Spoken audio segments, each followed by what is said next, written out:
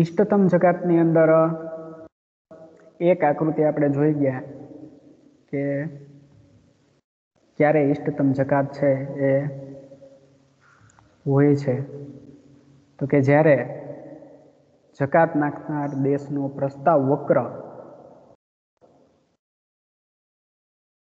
બીજા દેશના જકાત નાખનાર દેશનો તટસ્થ વક્ર બીજા દેશના પ્રસ્તાવ વક્રને છેદે ત્યારે જે જકાત નાખવામાં આવે એ इष्टतम जकात હોય છે। એ આપણે અહીંયા જોઈ ગયા ઇંગ્લેન્ડ અહીંયા એ બિંદુથી બી બિંદુએ ગતિ કરી અને એ જકાત નાખવાથી ઇંગ્લેન્ડે એ બિંદુ તરફથી બી બિંદુ તરફ ગતિ કરી એ જકાત જે નાખી એ જકાત કઈ જકાત છે? इष्टतम जकात છે। ઓકે, એ પહેલી પરિસ્થિતિ જોઈ ગયા। બીજી પરિસ્થિતિ આપણે જોવાની છે કે કોઈ એક દેશનો પ્રસ્તાવ વક્ર મૂલ્ય સાપેક્ષ હોય ત્યારે જકાત નાખવામાં આવે તો શું થાય એની આપણે અહીંયા ચર્ચા હવે બીજી પરિસ્થિતિની ચર્ચા કરવાની છે। ઓકે, એને માટે થઈ અને આપણે અહીંયા જે આકૃતિ છે એ આકૃતિ દ્વારા સમજૂતી મેળવવાની છે। અહીંયા ઓજી રેખા છે એ ઇંગ્લેન્ડનો પ્રસ્તાવ રેખા છે, પ્રસ્તાવ વક્ર છે કે પ્રસ્તાવ રેખા છે અને કેવો છે એ મૂલ્ય સાપેક્ષ છે। એટલે આ રીતે સીધી રેખામાં હોય કોઈ એક દેશનો પ્રસ્તાવ વક્ર 90° ખૂણે સીધી રેખામાં હોય અથવા તો મૂલ્ય સાપેક્ષ હોય ત્યારે બીજો દેશ જકાત નાખે તો કેવી પરિસ્થિતિ ઉત્પન્ન થાય, इष्टतम जकात કેટલી હશે એ અહીંયા આપણે જોવાની છે, એની ચર્ચા આપણે કરવાની છે। ઓકે, જોઈએ આપણે પહેલા આકૃતિ આગળની આકૃતિ હતી એ જ પ્રમાણે x ધરી પર શું આપેલું છે? કાપડ આપેલું છે અને y ધરી પર શું આપેલું છે? નીલન એટલે કે સણ આપેલું છે। ઓજી રેખા છે કઈ રેખા હશે? આ ઓજી રેખા છે એ નીલન એટલે કે જર્મનીનો પ્રસ્તાવ વક્ર છે અને એ જર્મનીનો પ્રસ્તાવ વક્ર કેવો છે? તો કે સીધી રેખામાં છે અથવા તો એ મૂલ્ય સાપેક્ષ છે। અને ઓઈ રેખા શું છે? તો કે ઓઈ રેખા છે એ ઇંગ્લેન્ડનો પ્રસ્તાવ વક્ર છે। ઓકે, એ બાબતને ધ્યાનમાં રાખી અને આપણે અહીંયા इष्टतम जकात છે એનો દર કે એની ચર્ચા છે આપણે અહીંયા કરવાની છે। જોઈએ આપણે બાજુની આકૃતિમાં જોઈ શકાય છે કે ઓજી રેખા છે એ જર્મનીનો પ્રસ્તાવ વક્ર છે। આ ઓજી રેખા, હા ઓજી રેખા છે જર્મનીનો પ્રસ્તાવ વક્ર છે અને ઓઈ રેખા છે આ ઓઈ રેખા, ઓઈ રેખા છે એ ઇંગ્લેન્ડનો પ્રસ્તાવ વક્ર છે। શરૂઆતમાં કયા બિંદુએ વેપાર થાય છે અથવા તો વેપાર સમતુલામાં આવે છે? તો કે શરૂઆતમાં એ બિંદુએ વ્યાપાર સમતુલામાં આવે છે। એ બિંદુ એટલે અહીંયા આ એ બિંદુ, શરૂઆતમાં એ બિંદુ વ્યાપાર સમતુલામાં આવે છે ત્યારે વ્યાપારનું કુલ પ્રમાણ કેટલું હોય છે? તો કે ત્યારે વ્યાપારનું કુલ પ્રમાણ ચોકઠા જેટલું, આખું ચોકઠું ને ધ્યાનમાં લેવાનું, ત્યારે વ્યાપારનું પ્રમાણ કુલ પ્રમાણ છે એટલું હોય છે, એટલું વ્યાપારનું કુલ પ્રમાણ છે એટલે કેટલું? OCA, ત્યારે વ્યાપારનું કુલ પ્રમાણ OCA હોય છે। અને ઇંગ્લેન્ડ છે એ કેટલા કાપડની નિકાસ કરીને કેટલું શણ મેળવે છે? તો કે વેપારના OC એટલે એટલું, OC જેટલું કાપડ ના બદલામાં અથવા તો કાપડની નિકાસના બદલામાં AC એટલે કે એટલું AC જેટલું શણ મેળવે છે। ઓકે, ત્યાંથી આગળ આ પહેલી પરિસ્થિતિ થઈ। આપણે જેમ આગળની આકૃતિમાં પહેલી પરિસ્થિતિ જોઈ હતી એમાં આ પહેલી પરિસ્થિતિ છે। હવે શું થાય છે? તો કે હવે આગળની આકૃતિમાં જોયું તો એ જ પ્રમાણે સેમ પોઝિશન અહીં સુધી, પણ અહીંથી હવે પોઝિશન બદલાશે। હજી આ ફકરો છે એ સેમ છે। હવે શું થાય છે? તો કે હવે ઇંગ્લેન્ડ જર્મનીમાંથી આયાત થતા શણ પર શું નાખે છે? જકાત નાખે છે। એટલે શું થશે? એટલે ઇંગ્લેન્ડનો નવો પ્રસ્તાવ વક્ર કયો અસ્તિત્વમાં આવશે? પેલા ઇંગ્લેન્ડનો પ્રસ્તાવ વક્ર છે એ આ હતો OE, પણ જકાત નાખ્યા પછી ઇંગ્લેન્ડનો નવો પ્રસ્તાવ વક્ર અસ્તિત્વમાં આવશે. કયો હશે? જકાત નાખ્યા પછી ઇંગ્લેન્ડનો નવો પ્રસ્તાવ વક્ર OE1 અસ્તિત્વમાં આવે છે. અને કયા બિંદુએ વ્યાપાર સમતુલામાં આવે છે? તો કે બી બિંદુએ. અહીંયા જોઈ શકો તમે, બી બિંદુએ બંને દેશો વચ્ચે વેપાર સમતુલામાં આવે છે, અથવા તો બંને દેશો વચ્ચે વેપાર થાય છે. અહીંયા સુધી બધું સેમ છે. હવે આકૃતિમાં અહીંથી તફાવત પડે છે આગળની આકૃતિ આ આકૃતિમાં. હવે શું થાય છે? તો કે આકૃતિમાં જોઈ શકાય છે કે જકાત નાખવાથી કુલ વેપારનું પ્રમાણ છે એ કેટલું થઈ જાય છે? તો કે કુલ વેપારનું પ્રમાણ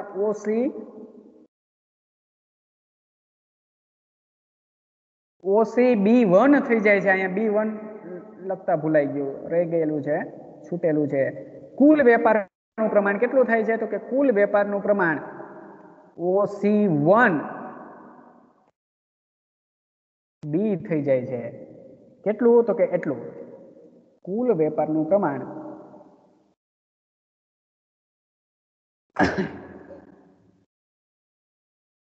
કુલ વેપારનું પ્રમાણ OC1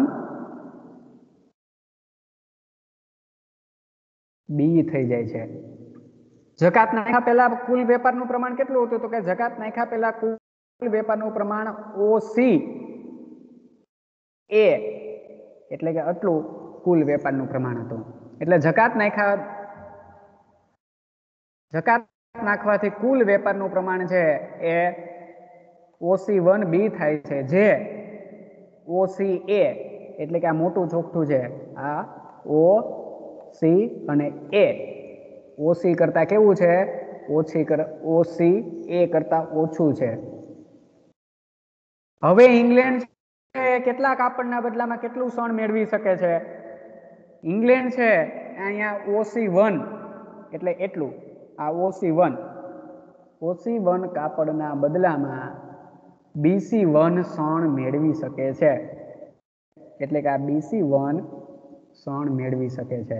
તમે જોઈ શકો અહીંયા કે ઇંગ્લેન્ડે જકાત નાખી છતાં પણ એને નિકાસી વસ્તુના બદલામાં એના કરતા વધારે જે કાપડની નિકાસ કરે એના બદલામાં એના કરતા વધારે એને શણ મળતું નથી. એટલે કે અહીંયા ઇંગ્લેન્ડની વ્યાપારી શરતોમાં કોઈ સુધારો થતો નથી. એટલે અહીંયા આપણે જોઈ શકીએ નીચે, એટલે કે ઇંગ્લેન્ડ પહેલા કરતા ઓછા કાપડની નિકાસ કરે તો તેના બદલામાં એને પહેલા કરતા ઓછું શણ પણ મળે છે.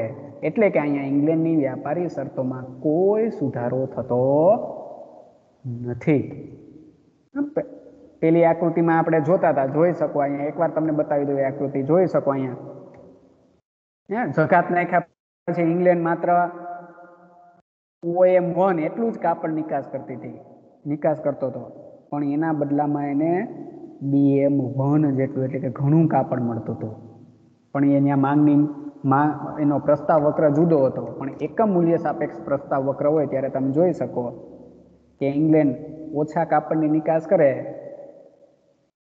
તો એને પેલા જેટલું શણ મળી શકતું નથી, પેલા કરતા ઓછું શણ મળે. એનો અર્થ એવો છે કે ઇંગ્લેન્ડની વ્યાપારી શરતોમાં કોઈ સુધારો થતો નથી. એટલે કે અહીંયા ઇષ્ટતમ જકાત કેટલી છે? તો કે અહીંયા ઇષ્ટતમ જકાત 0 છે. એટલે જ્યારે આ રીતે જ્યારે કોઈ એક દેશનો પ્રસ્તાવ વક્ર મૂલ્ય સાપેક્ષ હોય ત્યારે સામેવાળો દેશ જો જકાત નાખે તો એ જકાતની તો એ જકાતથી કોઈ લાભ થતો નથી. ઉલટાનું વ્યાપારનું પ્રમાણ છે એ ઘટી જાય છે. એટલે કે ઉલટાનું નુકસાન થાય છે. એટલે કે વ્યાપારી શરતોમાં જકાત નાખવાથી જ્યારે સામેવાળા દેશનો પ્રસ્તાવ વક્ર મૂલ્ય સાપેક્ષ હોય ત્યારે પેલો દેશ જો જકાત નાખે તો એની વ્યાપારી શરતોમાં કોઈ સુધારો થતો નથી. ઉલટાનું કુલ વ્યાપારનું પ્રમાણ ઘટી જાય છે. એટલે કે અહીંયા ઇષ્ટતમ જકાત કેવી હોય છે? ત્યારે ઇષ્ટતમ જકાત 0 હોય છે. ઓકે, છેલ્લી પરિસ્થિતિ આપણે જોવાની છે કે બંને દેશો જકાત નાખે તો ઇંગ્લેન્ડ અને જર્મની બંને દેશ જકાત નાખે તો ઇષ્ટતમ જકાત કેટલી હશે? એની આપણે ચર્ચા કરવાની છે અને એ માટે થઈ અને એક આકૃતિ જોવાની છે. અહીંયા બાજુની આકૃતિ તમે જોઈ શકો કે આકૃતિની અંદર એવું દર્શાવેલું છે કે ઇંગ્લેન્ડ અને જર્મની બંને જકાત નાખે છે. જોઈએ આપણે એને માહિતી. ઉપરોક્ત આકૃતિમાં પેલા તો OX ધરી પર કાપડ અને OY ધરી પર શણ દર્શાવેલું છે.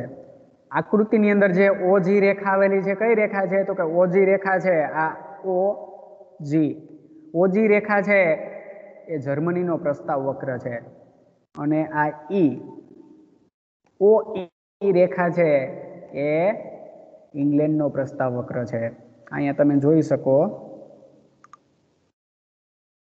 આ રેખા છે OG રેખા છે, જર્મનીનો પ્રસ્તાવ વક્ર છે અને આ OE રેખા છે એ ઇંગ્લેન્ડનો પ્રસ્તાવ વક્ર છે. ત્યાંથી આગળ શરૂઆતમાં કયા બિંદુએ વ્યાપાર સમતુલામાં આવે છે? તો કે શરૂઆતમાં એ બિંદુએ વ્યાપાર સમતુલામાં આવે છે. અહીંયા જોઈ શકીએ એ બિંદુ છે. શું કામ? મને તો કે એ બિંદુએ ઇંગ્લેન્ડનો પ્રસ્તાવ વક્ર ઇંગ્લેન્ડનો તટસ્થ વક્ર જર્મનીના પ્રસ્તાવ વક્રને સ્પર્શ કરે છે. એ બિંદુએ, એટલે શરૂઆતમાં એ બિંદુએ વ્યાપાર સમતુલામાં આવે છે. ત્યારે કુલ વ્યાપારનું પ્રમાણ કેટલું હોય છે? તો કે ત્યારે કુલ વ્યાપારનું પ્રમાણ OCA ચોખ્ઠું પાડી અને આપણે જોઈ શકીએ ત્યારે કુલ વ્યાપારનું પ્રમાણ OC અને A હોય છે. હવે ઇંગ્લેન્ડ કેટલી નિકાસ કરે ને બદલામાં કેટલી આયાત કરે? હવે ઇંગ્લેન્ડ અહીંયા આપેલું નથી પણ આપણે એ દર્શાવવાનું છે. એ બિંદુએ ઇંગ્લેન્ડ છે એ કેટલા કાપડની નિકાસ કરશે અને કેટલા શણની બદલામાં આયાત કરશે? તો કે એ બિંદુએ જ્યારે વ્યાપાર સમતુલામાં હોય છે ત્યારે ઇંગ્લેન્ડ OC કાપડની નિકાસ કરી અને બદલામાં કેટલું શણ મેળવે છે? તો કે OC કાપડની નિકાસ કરી અને બદલામાં AC જેટલું શણ મેળવે છે. આ શરૂઆતની પરિસ્થિતિ થઈ. જે આપણે ત્રણેય આકૃતિમાં શરૂઆતની પરિસ્થિતિ ત્રણેય આકૃતિમાં એકદમ સેમ છે. એટલે આ શરૂઆતની પરિસ્થિતિ છે. હવે પરિસ્થિતિ બદલાય. હવે ઇંગ્લેન્ડ શું કરે છે? અહીં આપેલું જ છે ઇંગ્લેન્ડ OC કાપડના બદલામાં AC શણ મેળવે છે. ત્યાર પછી શું થાય છે? તો કે હવે ઇંગ્લેન્ડ જર્મનીમાંથી આયાત થતા શણ પર જકાત નાખે છે. ઇંગ્લેન્ડ જર્મનીમાંથી આયાત થતા શણ પર જકાત નાખે છે. આથી શું થશે? તો કે આથી ઇંગ્લેન્ડનો નવો પ્રસ્તાવ વક્ર અસ્તિત્વમાં આવશે અને કયો પ્રસ્તાવ વક્ર હશે? OE1 અસ્તિત્વમાં આવશે અને બંને દેશો વચ્ચે કયા બિંદુએ વ્યાપાર થશે? અને બંને દેશો વચ્ચે B બિંદુએ બંને દેશો વચ્ચે વ્યાપાર થશે. આપણે એને આકૃતિમાં જોઈ શકીએ. ઇંગ્લેન્ડ જકાત નાખશે એટલે એનો નવો પ્રસ્તાવ વક્ર, આ એનો નવો પ્રસ્તાવ વક્ર છે. નવો પ્રસ્તાવ વક્ર OE1 અસ્તિત્વમાં આવશે અને નવો પ્રસ્તાવ વક્ર એ B બિંદુએ વેપાર થશે. કારણ કે B બિંદુએ ઇંગ્લેન્ડનો તટસ્થ વક્ર IC1 અને જર્મનીનો પ્રસ્તાવ વક્ર એકબીજાને છેદે છે. એટલે B બિંદુએ બંને દેશો વચ્ચે વેપાર થશે. જોઈએ હવે આકૃતિમાં જોઈ શકાય છે કે જકાત નાખવાથી કુલ વેપારનું પ્રમાણ ઘટી જાય છે. એટલે કે OC1 થઈ જાય છે, OC1B થઈ જાય છે. સાફ કરી નાખીએ આપણે એને. જકાત નાખવાથી કુલ વેપારનું પ્રમાણ કેવું થાય છે? કુલ વેપારનું પ્રમાણ OC1B થાય છે. અહીંયા B લખતા ભૂલાઈ ગયું. OC1B થાય છે જે OCA કરતા ઓછું છે. અને ઇંગ્લેન્ડ કેટલા કાપડની નિકાસ કરશે? તો કે ઇંગ્લેન્ડ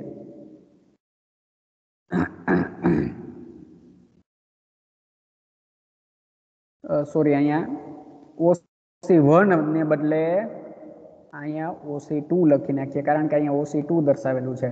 એટલે ઇંગ્લેન્ડ અહીંથી એટલું OC2 કાપડના બદલામાં BC2 સણ મેળવશે. એટલે તમે જોઈ શકો પેલા કરતા ઓછા કાપડની નિકાસ કરી અને ઇંગ્લેન્ડ પેલા કરતા વધુ સણ મેળવે છે. જોઈ શકો પેલા ઇંગ્લેન્ડ એટલું કાપડ નિકાસ કરતું હતું ત્યારે એને એટલું સણ મળતું હતું, પણ જકાત નાખ્યા પછી હવે ઇંગ્લેન્ડ એટલું કાપડની નિકાસ કરી અને બદલામાં એટલું સણ મેળવી શકે. એટલે કે ઓછા કાપડના બદલામાં પેલા જેટલી જ અથવા તો પેલા કરતા વધારે સણ મેળવે છે. એટલે શું થયું કહેવાય? અહીંયા ઇંગ્લેન્ડની વ્યાપાર શરતોમાં સુધારો થયો કહેવાય. એટલે કે ઇંગ્લેન્ડ પહેલા કરતા ઓછા કાપડની નિકાસ કરે છે તો તેના બદલામાં પહેલા કરતા વધારે સણ મેળવી શકે છે. એટલે કે ઇંગ્લેન્ડની વ્યાપારી શરતોમાં શું થાય છે? સુધારો થયો કહેવાય. ઓકે, પછી શું પરિસ્થિતિ ઊભી થાય? ત્રીજી પરિસ્થિતિ, હવે ઇંગ્લેન્ડે જકાત નાખી એટલે સામે જર્મની પણ હવે જકાત નાખવાનું વિચારે છે, પરંતુ હવે જર્મની પણ ઇંગ્લેન્ડમાંથી આયાત થતા કાપડ પર પ્રતિકારાત્મક બદલા જકાત નાખે છે, બદલા રૂપે જકાત નાખે છે. આથી શું થશે? આથી જર્મનીનો પ્રસ્તાવ વક્ર પણ બદલાશે. આથી જર્મનીનો નવો પ્રસ્તાવ વક્ર અથવા તો જર્મનીની નવી પ્રસ્તાવ રેખા OG1 અસ્તિત્વમાં આવશે. એટલે જર્મનીએ જકાત નાખી એટલે આ જર્મનીનો પેલા આ હતો જી, હવે જર્મનીએ જકાત નાખ્યા પછી જર્મનીનો નવો પ્રસ્તાવ વક્ર OG1 અસ્તિત્વમાં આવે છે. એટલે આમ હવે જર્મની અને ઇંગ્લેન્ડ બંને કયા બિંદુએ વેપાર કરશે? તો કે હવે જર્મની અને ઇંગ્લેન્ડ બંને, જર્મનીએ જકાત નાખ્યા પછી હવે જર્મની અને ઇંગ્લેન્ડ બંને અહીંયા સી બિંદુ દર્શાવેલો છે, સી બિંદુ નહીં પણ ડી બિંદુ. હવે જર્મની અને ઇંગ્લેન્ડ બંને અહીંયા ડી બિંદુ છે, ડી બિંદુએ વ્યાપાર કરશે.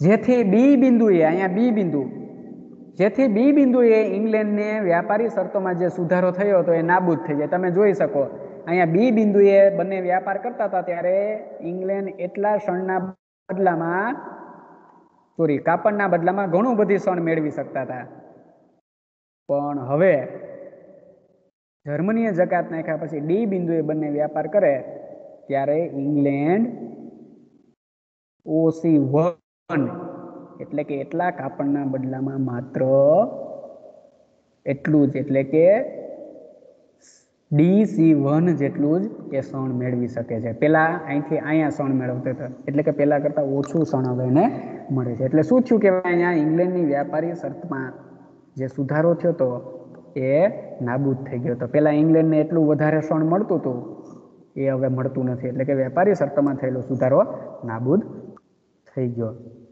શું કામ નાબૂદ થયો?